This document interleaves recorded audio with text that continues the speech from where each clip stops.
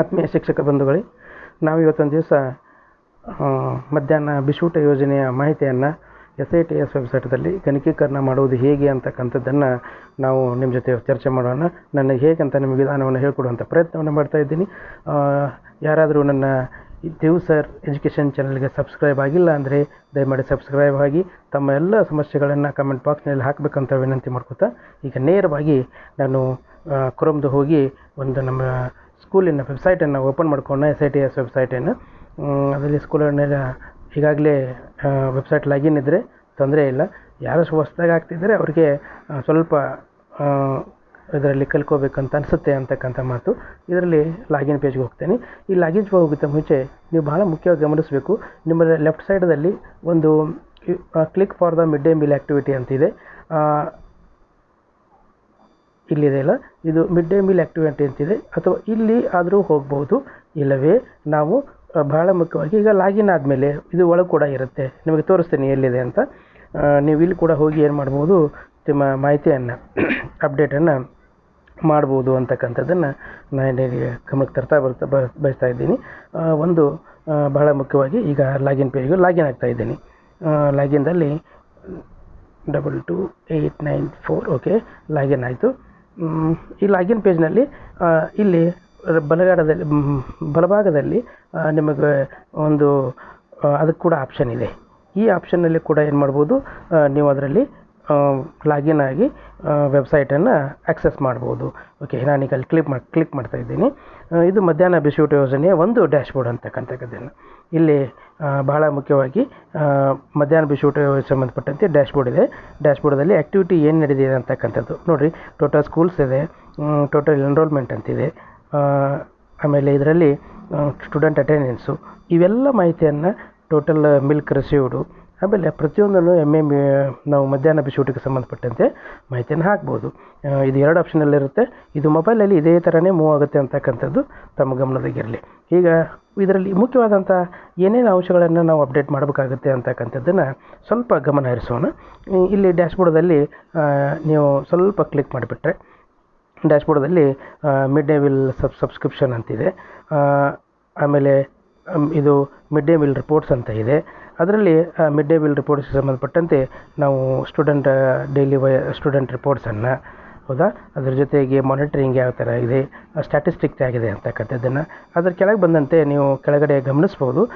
ಇದರಲ್ಲಿ ಬಹಳ ಮುಖ್ಯವಾಗಿ ನಾವು ಇದಕ್ಕೆ ಸಂಬಂಧಪಟ್ಟಂತೆ ಫುಡ್ ಗ್ರೇನ್ಸನ್ನು ಅಪ್ಡೇಟ್ ಮಾಡುವಂಥದ್ದು, ಇಂಡೆಂಟ್ಸ್ ಅಪ್ಡೇಟ್ ಮಾಡುವಂಥದ್ದು, ಇನ್ವರ್ಡ್ ಐಟಮ್ ಮಾಡುವಂಥದ್ದು, ಅಕ್ನಾಲೇಜ್ಮೆಂಟನ್ನು, bank details, head cook and cook assistant cook ಅವ್ರ ಬಗ್ಗೆ ಮಾಹಿತಿ ಹಾಕುವಂಥದ್ದು, ಅವ್ರದ್ದೇ ಆದಂಥ ಅಟೆಂಡೆನ್ಸು, ಹಾಲಿಡೇ ಆಕ್ಸೆಸ್ ಮಾಡುವಂಥದ್ದು, ಆಮೇಲೆ ಅದರಲ್ಲಿ ಹಾಲಿಡೇ ಆ್ಯಡ್ ಮಾಡುವುದು ಅಥವಾ ಗೌರ್ಮೆಂಟ್ ಹಾಲಿಡೇ ಬಂದರೆ ಅದನ್ನು ರಿಪೋರ್ಟ್ಸನ್ನು ಜನ್ರೇಟ್ ಮಾಡುವಂಥದ್ದು.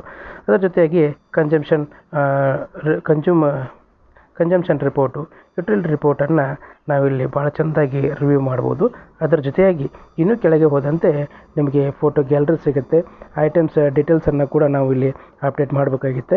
ಫುಡ್ ಟೆಸ್ಟ್ ಮಾಡಿಸುವಂಥದ್ದು, ಆಫೀಸರ್ಸ್ ವಿಸಿಟ್ ಆದರೆ ಐಟಮ್ ರೆಕಾರ್ಡನ್ನು ಮಾಡೋದಾಗಲಿ, ಎಲ್ಲ ಆಪ್ಷನ್ಗಳನ್ನು ನಾವು ನಮ್ಮ ಈ ಮಿಡ್ ಡೇ ಮೀಲ್ದಲ್ಲಿ ಅಪ್ಲಿಕೈ ಮಾಡೋಕ್ಕಾಗುತ್ತೆ. ಇಲ್ಲಿ ಆರಂಭಿಕವಾಗಿರೋದ್ರಿಂದ ನಾವು ಮುಖ್ಯವಾಗಿ ಏನು ಗಮನಿಸಬೇಕು ಅಂತಂದರೆ, ನಾವು ಓಪನಿಂಗ್ ಬ್ಯಾಲೆನ್ಸನ್ನು ಹಾಕುವುದು ಹೇಗೆ ಅಂತಕ್ಕಂಥದ್ದನ್ನು ಇವತ್ತು ಚರ್ಚೆ ಮಾಡೋಣ. ಬಹಳ ಮುಖ್ಯವಾದ ವಿಷಯ ಏನಂತಂದರೆ, ಈ ಓಪನಿಂಗ್ ಬ್ಯಾಲೆನ್ಸನ್ನು ಹಾಕುವುದಲ್ಲಿ ಇದರ ಮುಂಚೆ ನೀವು ಡ್ಯಾಶ್ಬೋರ್ಡ್ ನೋಡ್ತೀರಾ, ಪ್ರಿಸ್ಕ್ರಿಪ್ಷನ್ ಇರುತ್ತೆ, ರಿಪೋರ್ಟ್ಸನ್ನು ಜನ್ರೇಟ್ ಮಾಡೋದು, ನೀವೆಲ್ಲ ಮಾಹಿತಿನ ಮೇಲೆ ಅಪ್ಡೇಟ್ ಆಗುತ್ತೆ. ಇಲ್ಲಿ ಬ್ಯಾಲೆನ್ಸ್ ಫುಡ್ ಗ್ರೇನ್ಸನ್ನು ಕ್ಲಿಕ್ ಮಾಡಿದಾಗ ನಿಮಗೆ ಮತ್ತೆ ವೆಬ್ಸೈಟ್ ಓಪನ್ ಆಗುತ್ತೆ. ವೆಬ್ಸೈಟ್ ಅಂದರೆ ಬೇರೆ ಹೊಸ ವಿಂಡೋ ಓಪನ್ ಆಗುತ್ತೆ. ಅದರಲ್ಲಿ ಬಹಳ ಸ್ಪಷ್ಟವಾಗಿ ನಿಮಗಿದೆ ಏನಂದರೆ, ಓಪನಿಂಗ್ ಬ್ಯಾಲೆನ್ಸ್ ಫುಡ್ ಗ್ರೇನ್ಸ್, ಆಹಾರ ಧಾನ್ಯಗಳ ಸಂಬಂಧಪಟ್ಟಂತೆ ಆರಂಭಿಕ ಶಿಲ್ಕು ಏನಾಗಿದೆ ಅಂತ. ಇಲ್ಲಿ ಅಕಾಡೆಮಿಕ್ ಇಯರ್ನ ಕ್ಲಿಕ್ ಮಾಡಿದಾಗ 19-20 ಈ ವರ್ಷದಿಂದ ಅಪ್ಡೇಟ್ ಆಗುವಂಥದ್ದು. ಅಂದರೆ 19 ಹೋದ ವರ್ಷ, ಇದು ವರ್ಷ 20-21 ಇರೋದ್ರಿಂದ ನೀವು 19-21ಕ್ಕೆ ಕ್ಲಿಕ್ ಮಾಡಿದಾಗ ಇಲ್ಲಿ ಐಟಮ್ಸನ್ನು ಗಮನಿಸಿರಿ.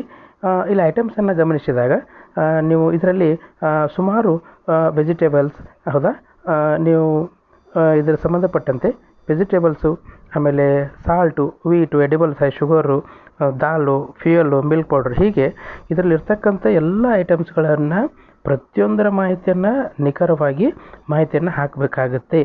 ಅಂದಾಗ ಮಾತ್ರ ನಮ್ಮಲ್ಲಿ ಇದು ಮಾಹಿತಿ ಅಪ್ಡೇಟ್ ಆಗುತ್ತೆ ಅಂತಕ್ಕಂಥದ್ದನ್ನು ನೀವು ಗಮನಿಸಬೇಕಾಗುತ್ತೆ.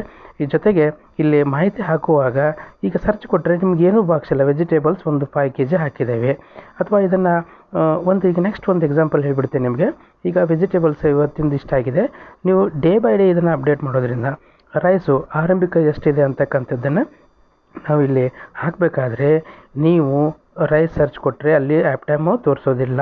ಯಾಕೆ ತೋರಿಸೋದಿಲ್ಲ ಅಂತಂದರೆ ನೀವು ಈಗಾಗಲೇ ರೈಸ್ ಐಟಮ್ಸನ್ನು ಇಲ್ಲಿ ಆ್ಯಡ್ ಮಾಡಿಲ್ಲ, ಹೌದಾ? ಅದಕ್ಕೆ ಏನು ಮಾಡಬೇಕಂದ್ರೆ ಲೆಫ್ಟ್ ಸೈಡ್ನಲ್ಲಿ ನಿಮ್ಮ ಇದೇನು ಓಪನಿಂಗ್ ಬ್ಯಾಲೆನ್ಸ್ ಅಂತಿದೆಯಲ್ಲ ಅದರ ಲೆಫ್ಟ್ ಸೈಡಲ್ಲಿ ಒಂದು ನ್ಯೂ ಅಂತ ಬಟನ್ ಇದೆ. ಇಲ್ಲಿ ಪ್ರತಿಯೊಂದನ್ನು ಹೊಸದಾಗಿ ಆ್ಯಡ್ ಮಾಡುವಾಗ ನಾವು ಕಡ್ಡಾಯವಾಗಿ ನ್ಯೂ ಅಂತ ಬಟನನ್ನು ಕ್ಲಿಕ್ ಮಾಡಬೇಕು. ಆವಾಗ ನೀವು ಕ್ಲಿಕ್ ಅಂತ ಮಾಡಿದರೆ ನಿಮಗೆ ಐಟಮ್ಸ್ ಯಾವುದು ಅಂತಕ್ಕಂಥದ್ದನ್ನು ಮಾಹಿತಿಯನ್ನು ಕೇಳುತ್ತೆ. ನೋಡಿ, ಆ್ಯಡ್ ಓಪನಿಂಗ್ ಬ್ಯಾಲೆನ್ಸ್ ಅಂದರೆ ಯಾವ್ಯಾವ ಆಹಾರ ಧಾನ್ಯಗಳ ಆರಂಭಿಕ ಶುಲ್ಕನ್ನು ನೀವು ಹೇಳ್ತೀರಲ್ಲ ಅದಕ್ಕೆ ಸಂಬಂಧಪಟ್ಟಂತೆ ಅಕಾಡೆಮಿಕ್ ಇಯರ್ ಸೆಲೆಕ್ಟ್ ಮಾಡ್ಕೋಬೇಕು, ಆಮೇಲೆ ಐಟಮ್ಸನ್ನು ಸೆಲೆಕ್ಟ್ ಮಾಡ್ಕೋಬೇಕು.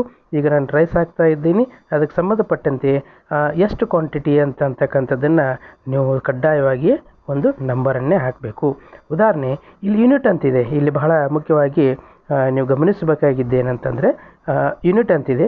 ಯೂನಿಟ್ದಲ್ಲಿ ನಿಮಗೆ kg, ಗ್ರಾಮು, ಲೀಟರ್ ಅಂದಾಗ ನಾವು ಹಾಲು ಆಮೇಲೆ ಎಣ್ಣೆಯನ್ನು ನಾವು ಲೀಟರ್ದಲ್ಲಿ ಅಳತೆ ಮಾಡ್ತೀವಲ್ಲ, ಈ ಯೂನಿಟ್ ಬಗ್ಗೆ ಸ್ವಲ್ಪ ಸಾಮಾನ್ಯವಾದಂಥ ಜ್ಞಾನವಿದ್ದರೆ ಸಾಕು. ಕೆ ಜಿಗಳಲ್ಲಿ ಹೇಳೋದಾದರೆ ಇದನ್ನು ಸೇವ್ ಅಂತ ಮಾಡಿದರೆ ಡು ಯು ವಾಂಟ್ ಸೇವ್ ಅಂತ ಕನ್ಫರ್ಮೇಷನ್ ಕೇಳುತ್ತೆ. ಈಗ ಓಕೆ ಅಂದ್ಬಿಟ್ರೆ ಏನಾಗುತ್ತೆ, ಇದು ಐಟಮ್ಸ್ ಬಂದು ಅದರಲ್ಲಿ ಆ್ಯಡ್ ಆಗುತ್ತೆ. ನೋಡಿ, ಈಗ ನಾನು ಅದನ್ನು ಸೇವ್ ಮಾಡ್ತಾ ಇದ್ದೀನಿ. ಐಟಮ್ಸ್ ಸೇವ್ ಆದಮೇಲೆ OS opening balance added successfully ಅಂತ ತೋರಿಸುತ್ತೆ.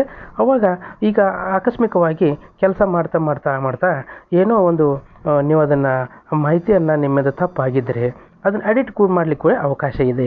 ಇದು ಮುಂಬರುವ ದಿನಗಳಲ್ಲಿ ಅವಕಾಶ ಇರುತ್ತೋ ಗೊತ್ತಿಲ್ಲ, ಆದರೆ ಸದ್ಯ ಇದಕ್ಕೆ ಅವಕಾಶ ಇರೋದ್ರಿಂದ ನಾನು ಇಲ್ಲಿ ಹೋಗಿ ಬಲಗಡೆ ಆ್ಯಕ್ಷನ್ ಅಂತ ಇದೆಯಲ್ಲ ಅಲ್ಲಿ ಕ್ಲಿಕ್ ಮಾಡಿದಾಗ do you want to edit the name, yes okay ಅಂತ ಕೊಟ್ಟರೆ ಮತ್ತೆ ಹಿಂದಿನ ಟ್ಯಾಬ್ಗೆ ಹೋಗುತ್ತೆ.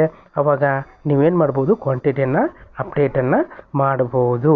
ಯಾವುದೇ ಕಾರಣಕ್ಕೂ ಪದೇ ಅಪ್ಡೇಟ್ ಮಾಡೋದ್ರಿಂದ ಒಂದೊಂದು ಸಲ ಸರ್ವರ್ದಲ್ಲಿ ಪ್ರಾಬ್ಲಮ್ ಆದರೆ ಹ್ಯಾಂಗಾದರೆ ಅಲ್ಲಿಗೆ ಸ್ಟ್ರಕ್ ಆಗುತ್ತೆ. ಅದಕ್ಕೆ ಹೀಗಾಗಿ ದಯಮಾಡಿ ಈ ಎಲ್ಲ ಓಪನಿಂಗ್ ಬ್ಯಾಲೆನ್ಸನ್ನುಗಳನ್ನ ಎಲ್ಲ ಆಹಾರ ಧಾನ್ಯಕ್ಕೆ ಸಂಬಂಧಪಟ್ಟಂತೆ ಮಾಹಿತಿಯನ್ನು ಹಾಕುವಾಗ ಭಾಳಷ್ಟು ಎಚ್ಚರವಿರಲಿ. ಇನ್ನು ಬೇಡಿಕೆಯನ್ನು ಸಲ್ಲಿಸುವಾಗ ಪ್ರತಿ ತಿಂಗಳು ಸರ್ ರೇಷನ್ ಖಾಲಿ ಆಯಿತು ಅಂತ ಹೇಳುವಂಥದ್ದನ್ನು ಈಗ ನೇರವಾಗಿ ಶಾಲೆಯವರು ಈ ಮಾಹಿತಿಯನ್ನು ಅಪ್ಡೇಟ್ ಮಾಡೋದ್ರಿಂದ ತಾಲೂಕು ಹಂತದಲ್ಲಿ ಅಕ್ಷರದಾಸದ ನಿರ್ದೇಶಕರು ಇದಕ್ಕೆ ಸಂಬಂಧಪಟ್ಟಂತೆ ಏನು ಮಾಡ್ತಾರೆ ಅಂದರೆ ಈಗ ಕೂಡಿಸಿ ಕನ್ಸಲ್ಟೇಟೆಡ್ ರಿಪೋರ್ಟ್ ತೊಗೋತಾರೆ, ಎಷ್ಟು ಬೇಕಂತ ಬೇಡಿಕೆನ ಅವರ ಇಂಡೆಂಟನ್ನು ಕಳಿಸ್ತಾರೆ. ಇದಕ್ಕೊಂದು ಫಿಕ್ಸೇಷನ್ ಆಫ್ ಟೈಮ್ ಇರುತ್ತೆ. ಇದಕ್ಕೆ ಯಾವಾಗ ಅವರು ಒಂದು ಟೈಮ್ ಕೊಟ್ಟು ನಿಮ್ಗೆ ಹೇಳ್ತಾರಲ್ಲ ಅವಾಗ ಕೂಡ ನೀವು ಕಡ್ಡಾಯವಾಗಿ ಇದರ ಬಗ್ಗೆ ಮಾಹಿತಿಯನ್ನು ಪಡ್ಕೋಬೇಕಾಗತ್ತೆ. ಆ ದಿವಸದಲ್ಲಿ ಅಪ್ಡೇಟ್ ಮಾಡ್ತಾ ಇರಬೇಕು, ಇದು ಕಡ್ಡಾಯ. ಇಂಡೆಂಟ್ಸ್ಗೆ ಹೋದರೆ ಏನಿರುತ್ತೆ ಸರ್, ಇಂಡೆಂಟ್ಸ್ನಲ್ಲಿ ಯಾವ್ಯಾವುದು ಬೇಡಿಕೆ ಎಷ್ಟಿರುತ್ತೆ ಅಂತಕ್ಕಂಥದ್ದನ್ನು ಶಾಲೆಗೆ ಸಂಬಂಧಪಟ್ಟಿದ ಬೇಡಿಕೆಯನ್ನು ಹಾರ್ಡ್ ಕಾಪಿ ತೆಗಿಲಿಕ್ಕೆ ಒಂದು ಆಪ್ಷನ್ ಇದೆ. ಇದರಲ್ಲಿ ಬೇಡಿಕೆ ಅಂತ ಕ್ಲಿಕ್ ಮಾಡಿದಾಗ ನಿಮಗೆ ಏನು ಬೇಡಿಕೆಯನ್ನು ಕೊಟ್ಟಿರ್ತೀರಲ್ಲ ಅದಕ್ಕೆ ಸಂಬಂಧಪಟ್ಟಂತೆ ಮಾಹಿತಿಯು ನಮಗೆ PDF ಲಭ್ಯ ಆಗುತ್ತೆ ಅಂತಕ್ಕಂಥದ್ದು ತಮ್ಮ ಗಮನದಾಗೆ ಇರದೆ ಸಾಕು, ಹೌದಾ?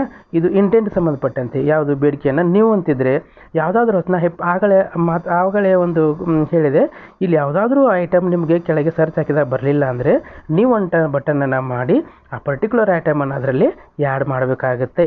ಸೊ ನೀವೆಲ್ಲ ಅದರಲ್ಲಿ ಗಮನಿಸಬೇಕಾದದ್ದೇನೆಂದರೆ ಆ್ಯಡ್ ಮಾಡುವಾಗ ಇಂಟೆಂಟ್ಸ್ ಕೊಡುವಾಗ ನೀವು ತುಂಬ ಲಕ್ಷ್ಯ ವಹಿಸಿ ಈ ಪ್ರಕ್ರಿಯೆಯನ್ನು ಮಾಡಬೇಕಾಗತ್ತೆ.